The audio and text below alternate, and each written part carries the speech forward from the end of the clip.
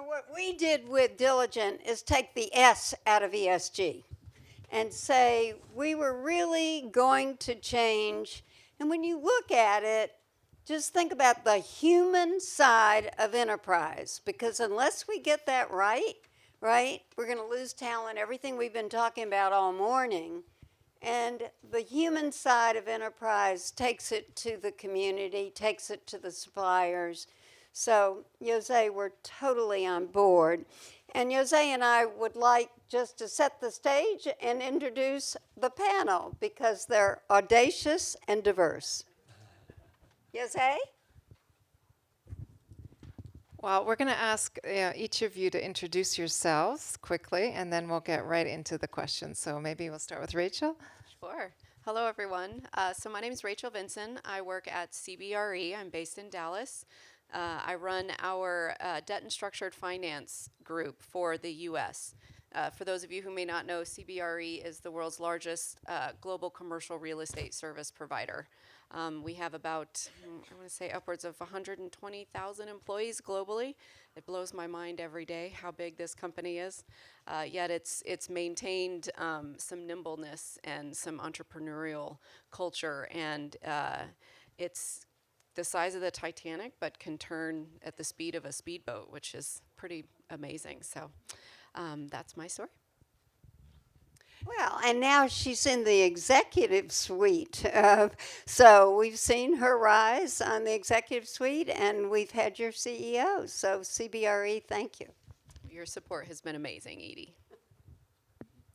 Hi, everybody. I'm Lauren Herring. I'm CEO of Impact Group, and we are a global career and leadership development company.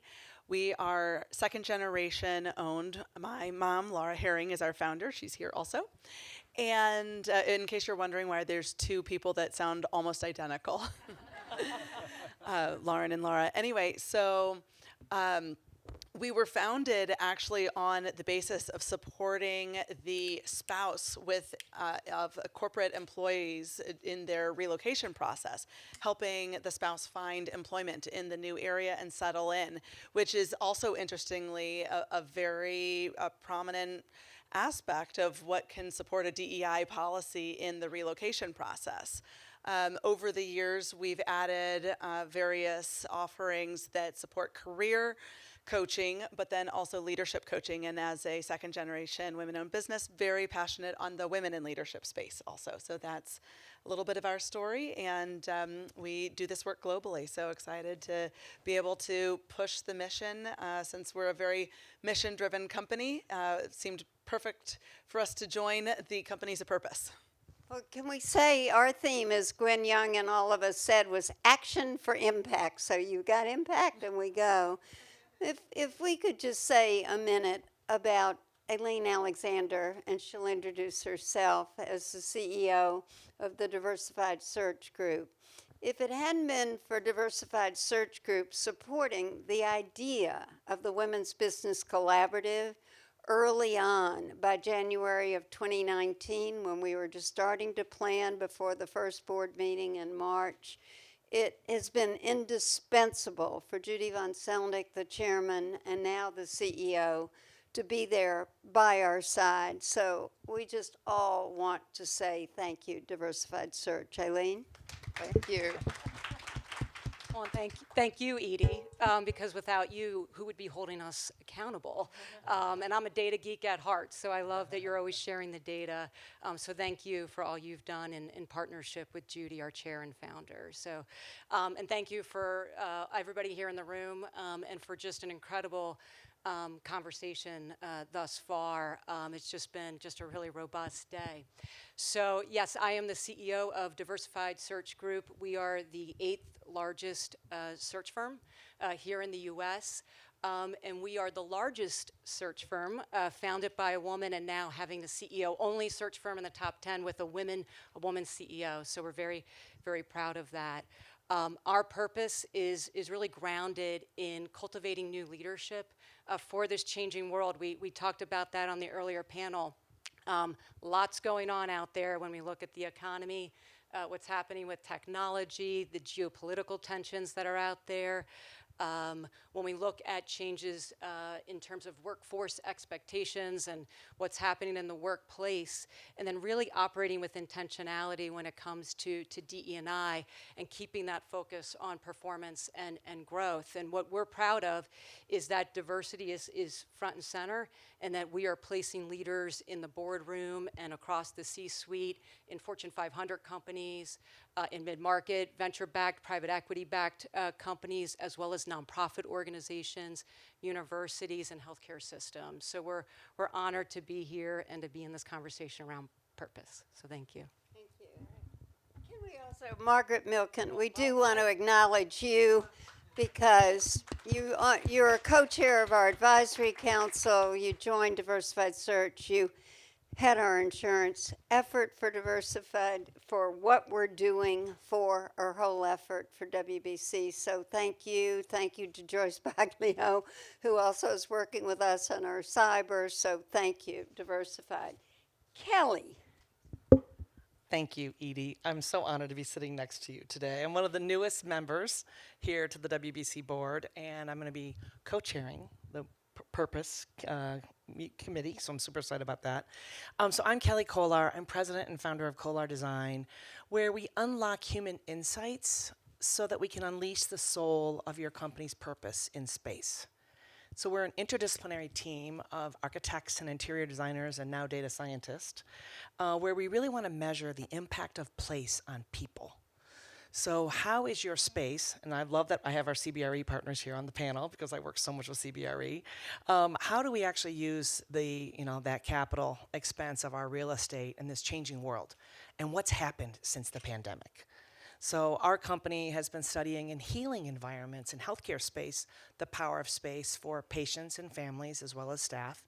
And during the pandemic, we pivoted and pulled that model out, and now we've been measuring corporate workplace as well as communities and economic development and corridors with the same model. So even though design is my hallmark, right, now my differentiator is the power of this equity, inclusion, and the power of actually measuring data-driven analytics on how does space play a role in transforming your businesses. So thank you so much for having me here today. Can't wait to have this amazing dialogue. Thank you. And Randy, I think the world knows, and Aileen Alexander was just talking at USAA, what you've done for veterans of this nation, what you've done for small business, what you've done. So we're thrilled that you are a strong gold sponsor and a company of purpose. Well, thank you, Edie. And I also want to give a shout out to Margaret because it was probably about a decade ago that Margaret became my champion and advocate, and I see it as my role to pass that along and to be an advocate for this forum, for this mission. And it's a pleasure to be with you. It's seriously an honor. So I've been at USA now 5 years. It's been the most exciting and humbling part of my career, my journey with my family. It was 100 years ago this year that USA was founded by 25 Army officers who were excluded. They could not find coverage for their families, for their insurance needs. They were underwritten and told no. So you know what they did? They were entrepreneurs. They said, we're going to start our own company. And they did that 100 years ago, and now we celebrate our 100th anniversary this year. Wow. We are 38,000 employees strong. 20% of those are veterans or the spouses of veterans. And we serve over 12 million members as the 5th largest insurance company in the United States. And we have employees not only in the US, but also in Europe. So if we think about our members that are serving our country downrange on the front lines with the crisis in Ukraine, all of those crises, we are there to ensure their needs, to take care of them. It has been an absolute honor to serve now as the president of the PNC business. And you think about the things that are happening around our world, supply chain challenges, raising the rates of auto, and has anyone bought a car lately? It's pretty tough, right? Fixed your home, all those challenges that are happening. It is the principle-based companies that have a long-term view that we really see as standing out for military communities and serving them with excellence. The winds are blowing, the awful storm, the disaster with Hurricane Ian, being there in the front lines to serve those families that served our country is a noble mission. So I always view it that USA has a heart and a soul and a long-term view. We're financially responsible, but ultimately here for the long run to serve the military, not only our members in their insurance needs, but also as employees. It's so important that we find ways for the military families to become teammates at USA. So it's an honor to be here today and to talk about our mission with all of you. Wonderful. Thank you for your service. Well, thank you all for the introduction. And some of you have already touched on purpose, but going a little bit deeper, because purpose means different things to different organizations. And I want to know a little bit what it means to your organization specifically, but also why is it so critical in your business to be purpose-driven, and what is the impact of that so far? So maybe I will start again with you, Randy, and work our way backwards, and then we'll get into specifics. I think being principle-based and mission-based, I'll tell you, when I started at USAA, I interviewed and I was blown away by kind of the process, right? But then you kind of wonder, is it really like that at USAA when you enter those doors and when you become a teammate? And I'll tell you it is. And what I find is it is with every single action, every single moment that we can kind of drive that mission forward. So we start literally every interaction, every meeting at USA with a call to our mission. We start with the mission statement, why we're gathered for that hour to have this discussion, how it ties to serving military families and to our employees. And I feel like that's a real grounding during turbulent times because these are challenging times. We ask everyone from the C-suite down to the front lines to adhere to that and to be part of that. We have in our P&C business 15,000 teammates that are front lines. They're doing claims every day. They're answering the phone as an agent, serving needs. So it's really that frontline obsession that really has a connection to the member. We call them members, not customers. And really just taking every opportunity to reground in those principles. It would be very easy for us to kind of get off kilter during these times. But that mission moment, as we call it, is so critical. And we've kind of been ingrained in it. And it really matters each and every time that we make it purposeful, that we are authentic with it, that we tie it to our why in the organization. So I think every action matters. We get all these at-bats throughout the day to make the mission come alive. And that's how we ground ourselves. Yes, I wonder if we just, Randy, talk about, because from your CEO across the board, you have such a committed talent. Tell us about it. Well, we do, and it's our CEO, Wayne Peacock. He is our first civilian CEO, by the way, which speaks to diversity, right? I think that's important. And just to be clear, I didn't serve in the military. And I think that also speaks to diversity, that we want teammates that care about what the mission is, and can relate to it. We view it as a craft. So if you're that frontline claims adjuster, and I'll go back to military service, this is one of the areas where we really see as a challenge for our industry, but I'd say more globally. So many of our military teammates, they find it really hard to make that connection into the civilian world.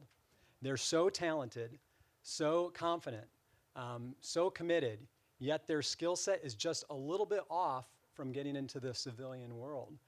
So when we talk about talent, it really is important to find ways for veterans, spouses, teammates that may move 3-4 times, even in a year, to serve our nation, to find a way into civilian roles. So we find ways through our development, coaching, hiring practices, having a diverse slate every time to bring those military teammates in. It really kind of starts with that frontline role. One of our prior CEOs, he started on the front lines. And that's where we really see the magic happen. And I just want to continue to kind of pound on that, finding ways for veterans, those coming out of active duty, to get into the civilian world. It's a challenge with mental health issues, with that cohort. Find ways to give them a chance because they're amazingly talented and they want to be part of organizations like all of you represent. Randy, you've also done amazing jobs, right, to help entrepreneurs and veteran-owned entrepreneurs, et cetera. Tell us about that. So there are 8 million small businesses in the U.S. that are owned by veterans. 8 million. I think it's almost 9%. We view it as they go serve our great nation, and then they come home and they serve our communities. So at USA, actually Larry Williams, who's in the back, he's our general manager of our small business team. we actually launched small business insurance to take care of those veteran businesses for the first time during the pandemic. That was one of our initiatives. So we are serving small businesses. We're finding ways to continue to diversify. We started, insuring those four-wheeled vehicles. But there's so many things that our veterans are, that make their dreams come true. Small business is one of those. Just remember, 8 million small businesses across our country owned by veterans who maybe couldn't find out their path in the corporate world and said, you know what, I'm gonna put out my own shingle and start my own business. So we're humbled and honored that we can serve them in their insurance needs. Great. Should we go Terrific. to CBRE and then diversified and then impact? Sure. Sure. So I think one of the, I mentioned CBRE size, and it's one of its greatest benefits and also one of its greatest challenges. And in addition to just being large in size, it's also incredibly diversified, from leasing to sales to finance to valuations to property management to project management to facilities management to our development arm. And then you enter in all of the various customer sizes: institutional, private client, family office, small local mom and pop. And then you enter into the equation all of the various asset types: office, retail, industrial, multifamily, hotels. And since the pandemic, everything is reacting differently. And then you enter into the equation the geography, and what's happening in New York is different than what's happening in Kansas City. And so when we think about ESG and diversity and inclusion, how do we as a company make an impact and pull all of this together? And one of the things that I've been really impressed with CBRE is their commitment to do this. And it's not just a 3-letter acronym that they're throwing around. They're putting commitments out there and money where the mouth is, which is fantastic. And it covers all bases. And over the last couple of years, CBRE has done a really great job, I think, of really trying to understand what is at the heart of what's impacting diversity and equity, more importantly.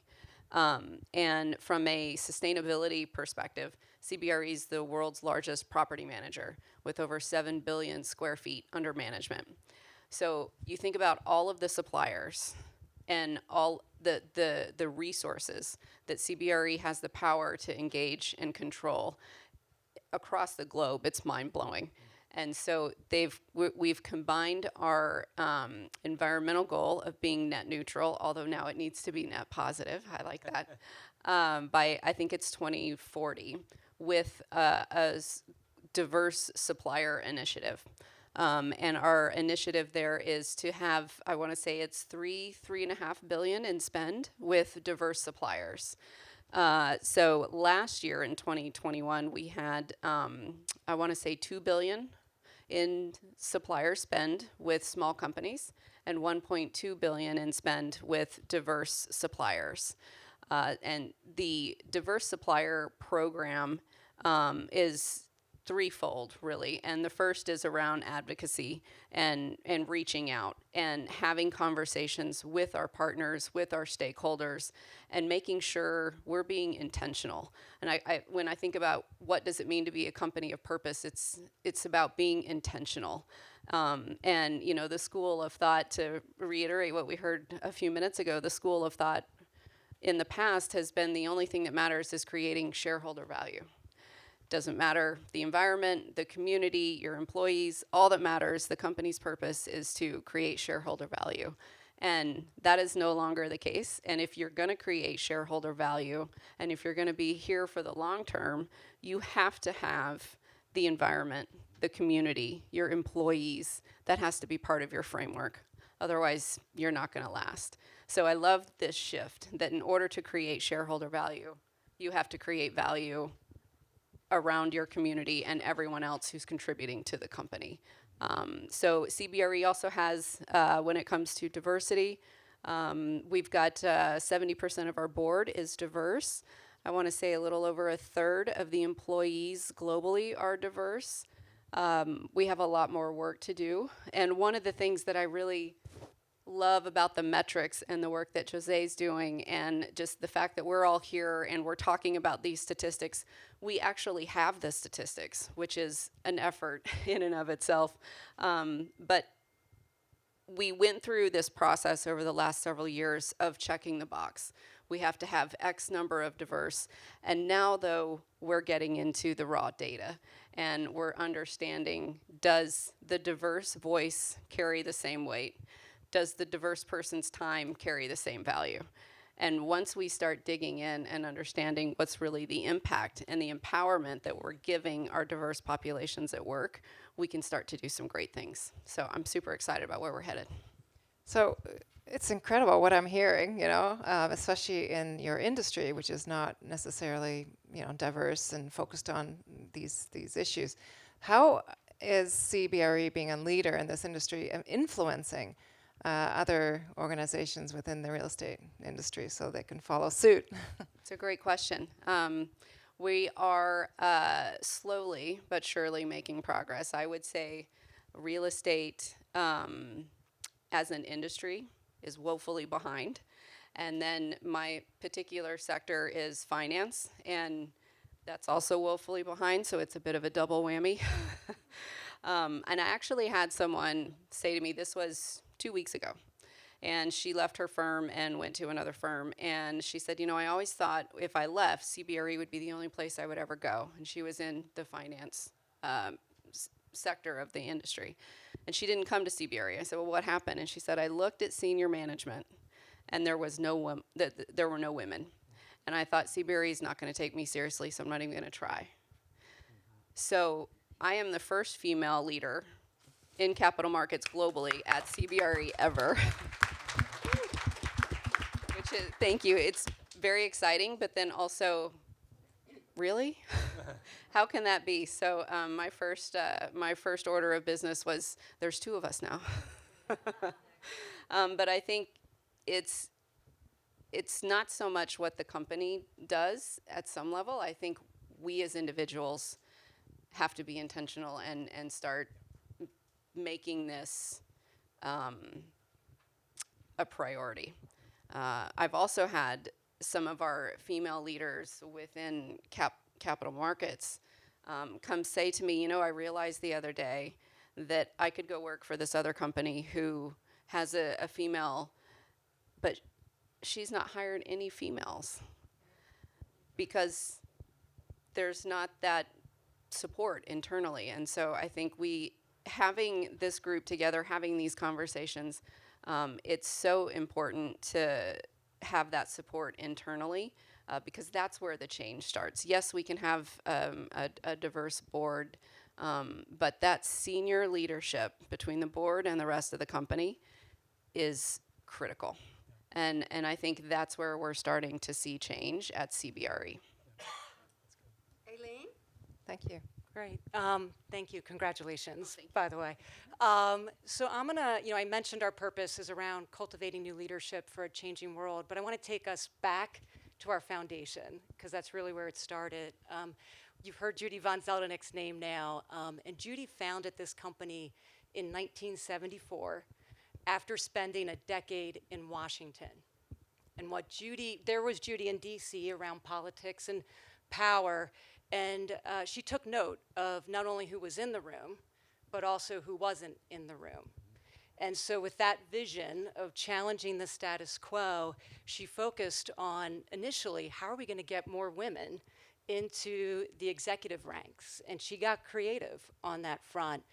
We were talking about nonlinear paths earlier today. Well, Judy was a first mover and had that purpose around women moving from the public sector into the for-profit into nonprofit.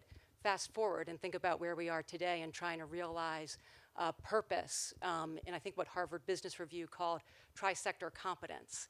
And so it's just incredible. So now nearly 5 decades later, we move from really focusing on women and diversifying on that front to really diversifying leadership teams in the most broadest sense.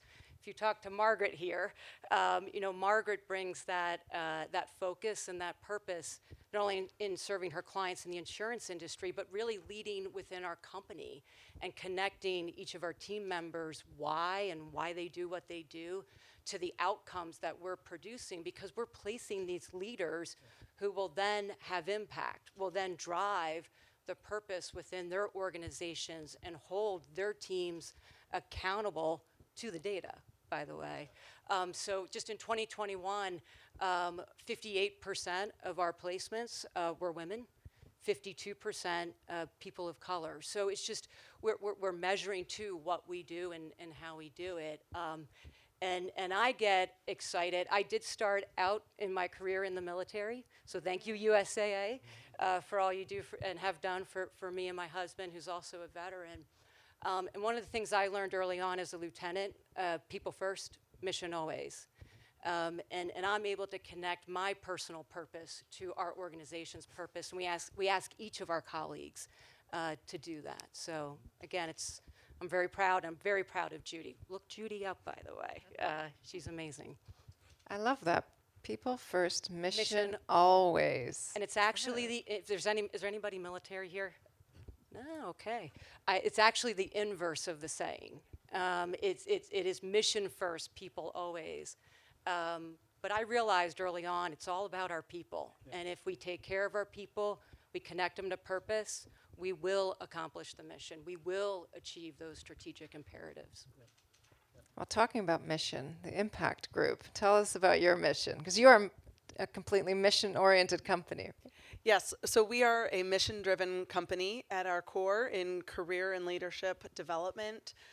It's easy to connect our work to people and to the mission because we're all about helping people find jobs and grow great careers.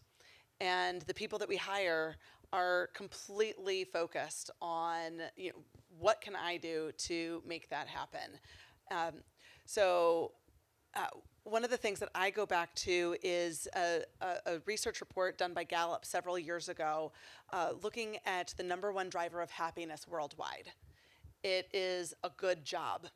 And so at Impact Group, we're blessed because not only do we help people find or get a good job, we help people grow great careers. So when I think about what that means to the community, that means that people are better parents when they go home after they had a successful day in the office or they felt listened to, empowered, heard. It means that they're going to be better community members, that they are giving back to the community. And so by our work helping people to grow and find great careers, which is what our vision and our mission is, to make a positive impact one relationship at a time. But our vision is to build a better world. And it's when you connect that to the fact that the work that people do gives such value to who they are and their sense of identity, we're just very blessed to be able to make that kind of an impact on people's lives.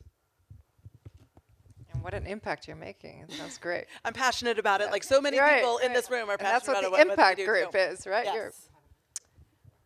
Okay, Kelly. Great. I love hearing about all of these people-focused purposes. It's fantastic. It's because we focus not on the people part, but on the place part. So we practice at the intersection of people, process, and place. And what is the role that your workplace plays in creating the most engaged and purpose-filled people?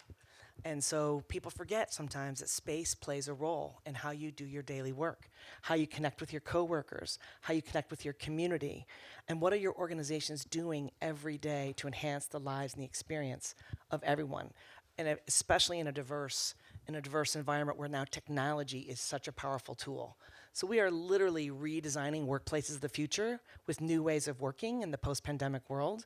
As everyone went from kind of me work spaces to now we work type spaces, we're literally like pivoting, developing hubs around the world where corporations reassess their real estate value proposition.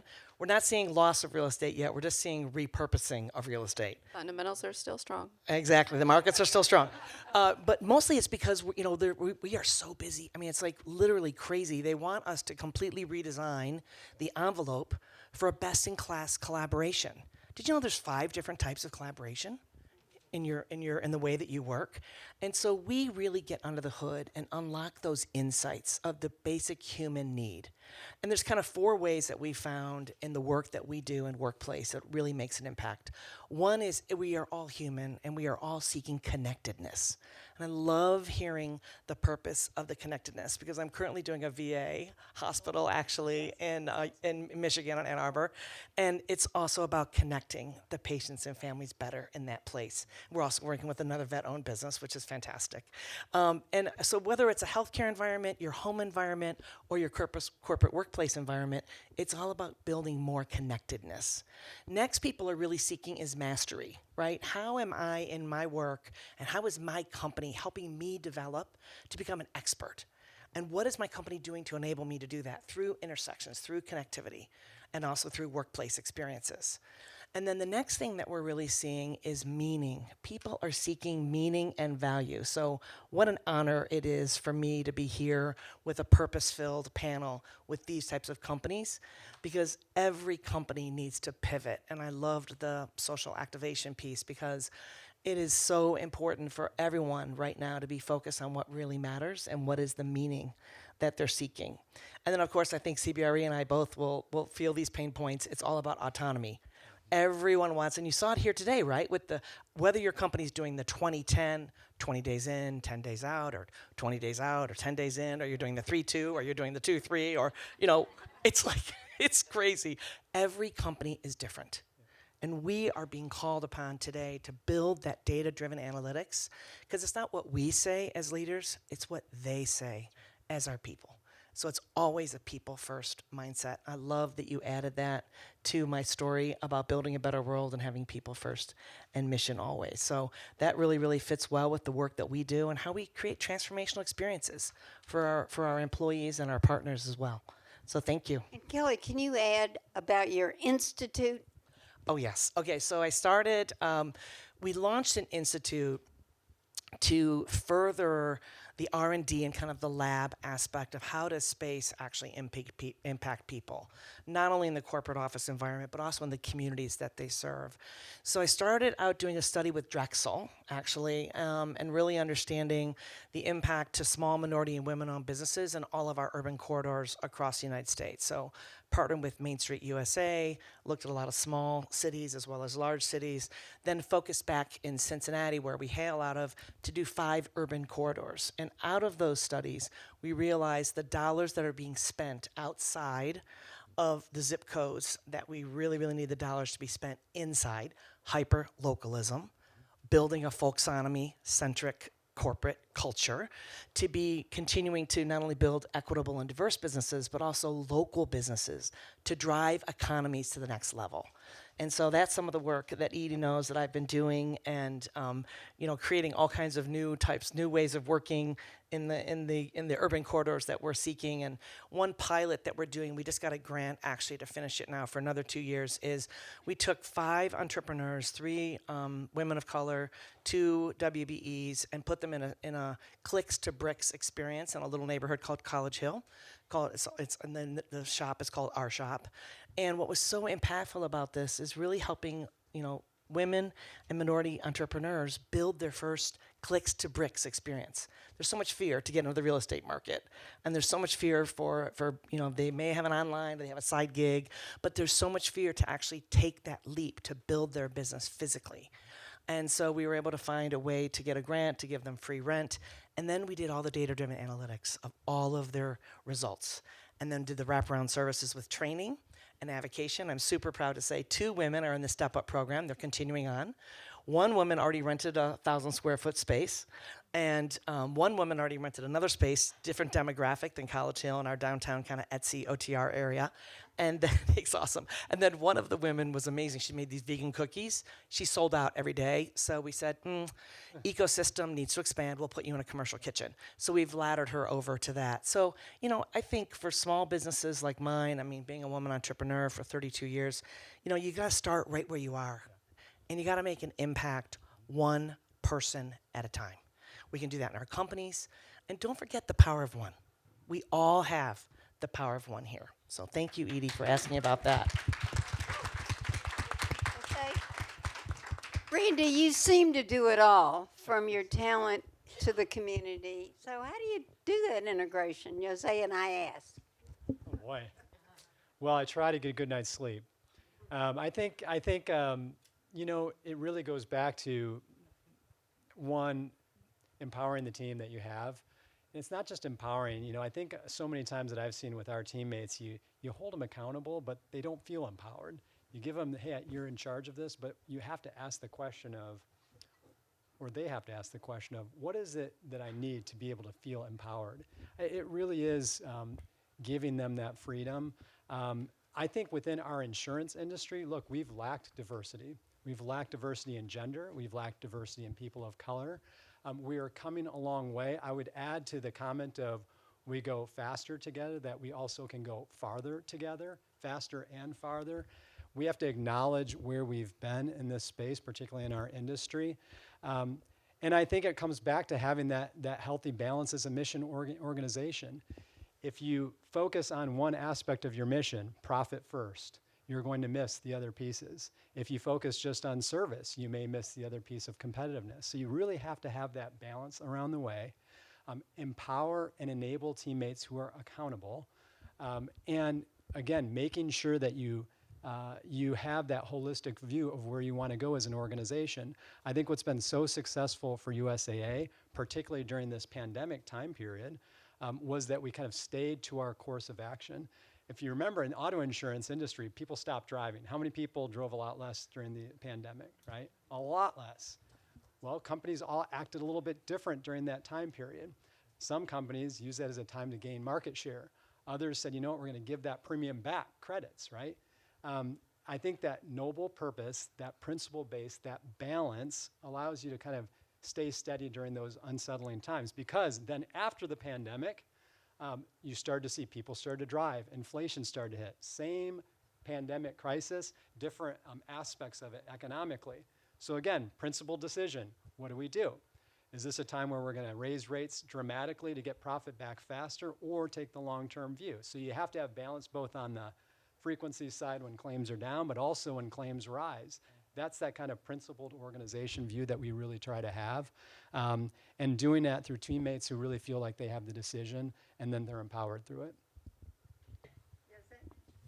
Yeah, maybe I'll move over here. I know I'm kind of conscious of time, and we've covered a lot, I think, that we wanted to cover. But, we don't know what the future holds, right? And we've, we never knew we would have this global pandemic and all the social issues. But kind of, think about the future, and how are companies of purpose well positioned to handle, even more things coming our way, whether it's, we have, inflation, we have recession, we have a war, we have, COVID's not behind us, but kind of saying what do companies of purpose, what can they do, going forward, and what do you kind of see as the trends that are happening now?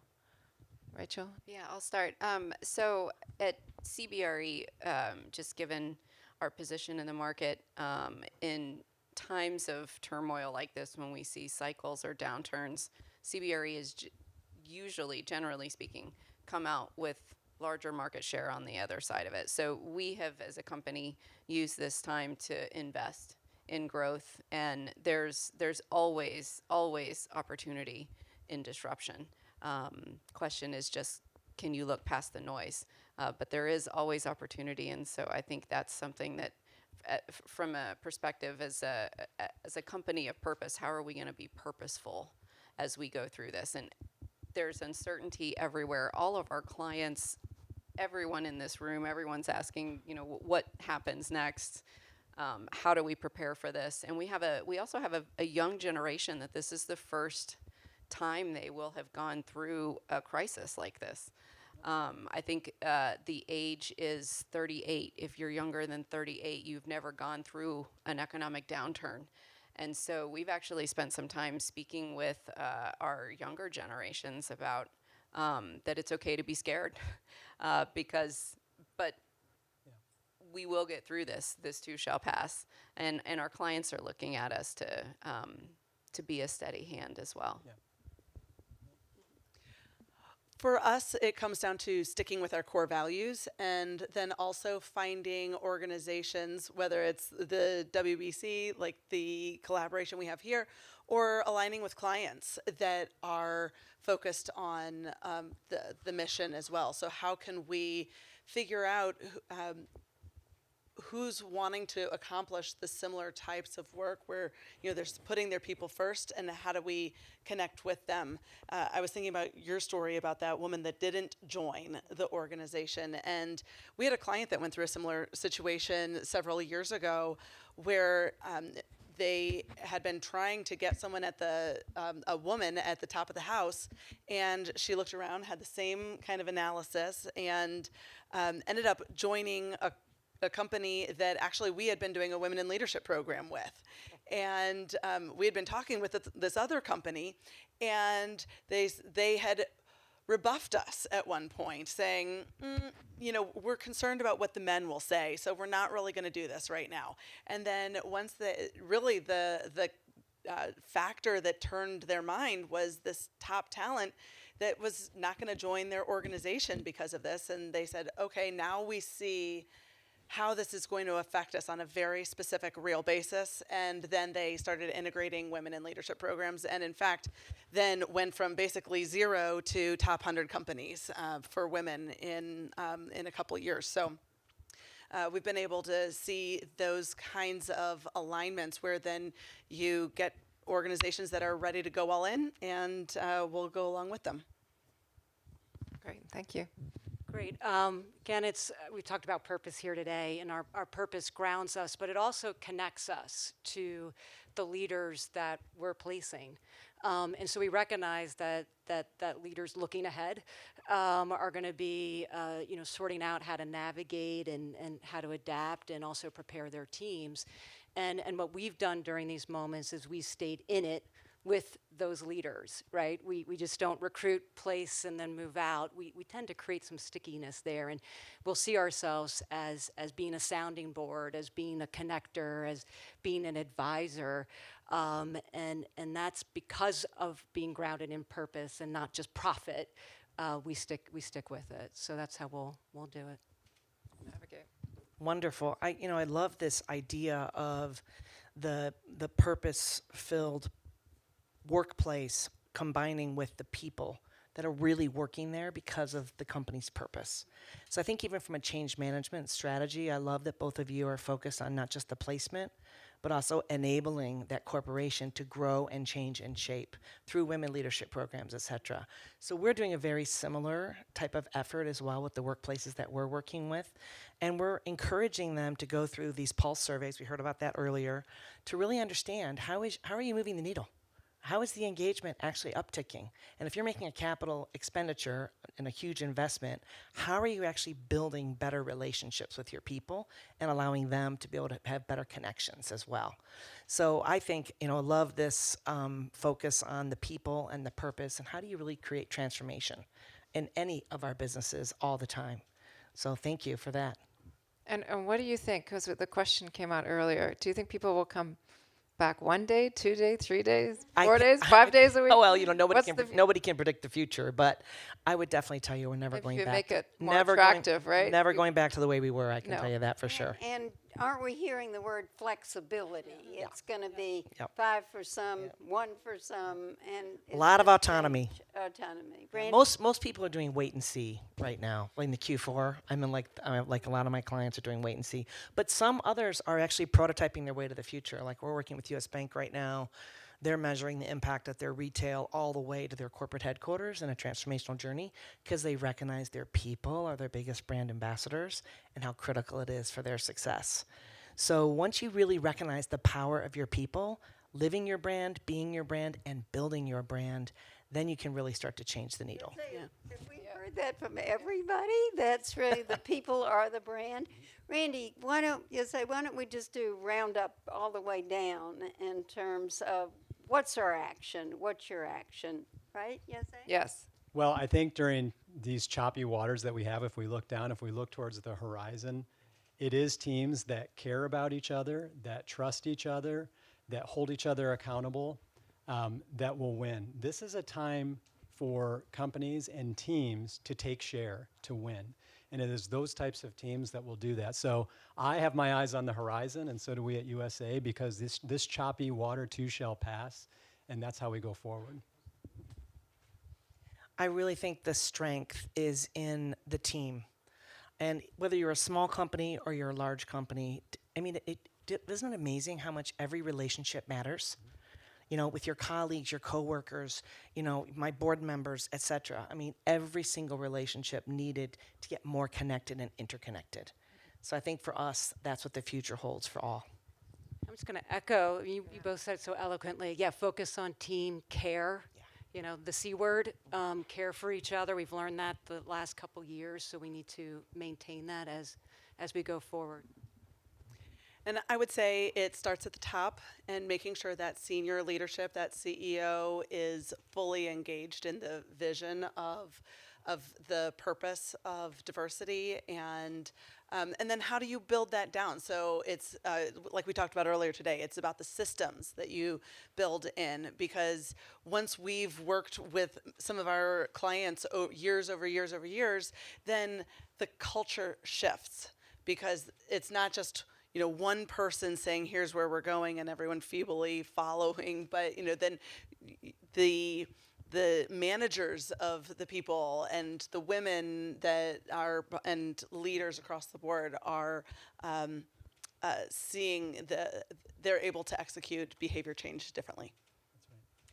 I would say we're not asking the questions, when do we go back, but we're asking, how do we go forward in the office?